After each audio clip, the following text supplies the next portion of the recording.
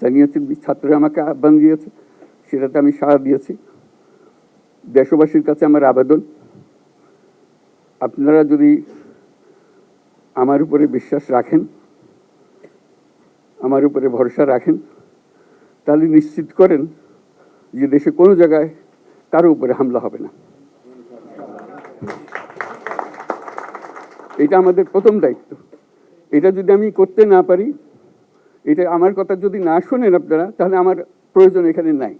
আমাকে বিদায় দেন, আমি আমার কাজে থাকি, সেখানে আমি ব্যস্ত থাকি। যদি আমাকে প্রয়োজন মনে করেন, তাহলে আমাকে প্রয়োজন মনে করলে আপনাদেরকে দেখাতে হবে যে আমার কথা আপনারা শোনেন।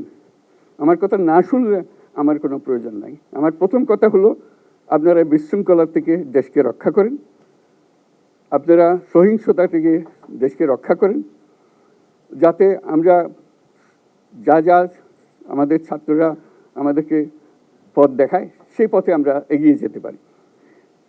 এটা একটা খুব সুন্দর দেশ হতে পারে, বাংলাদেশ একটা খুব সুন্দর দেশের সম্ভাবনাময় দেশ।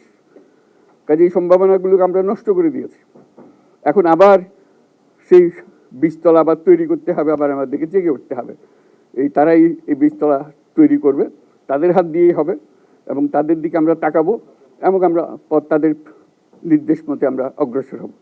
এখানে সরকারি কর্মকর্তা কর্মচারী যারা আছেন, সেনাবাহিনী, বিমান বাহিনী, নৌবাহিনী প্রধানরা যারা আছেন, তাদের প্রতি অনুরোধ, আমরা একটা পরিবার, এইটার মধ্যে যেন আমাদের গোলযোগ না হয়, আমরা একযোগে একসাথে চলতে পারি, এবং আমরা তড়িৎ গতিতে একটা সুন্দর বাংলাদেশ গড়ার পথে এগিয়ে যেতে পারি।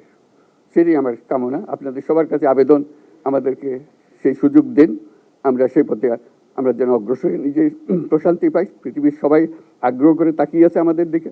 এখানে যখন ছাত্ররা রাস্তায় নেমেছে, পৃথিবীর সব জায়গা থেকে অভিনন্দন এসছে, যে তারা অবাক হয়ে গেছে। আমাদের তো গা শিউরে উঠেছে, প্রতিদিন যা হয়েছে অবিশ্বাস্য কাণ্ড।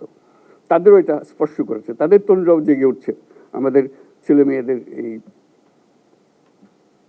অভিজ্ঞতা থেকে, তাদের এই সংবাদ থেকে তারাও চোখ জেগে উঠেছে আমরা কি করতে পারি। কাজে আমাদের কাজ হবে এগুলো সম্পূর্ণ করা। আমরা আজকের থেকে শুরু করলাম,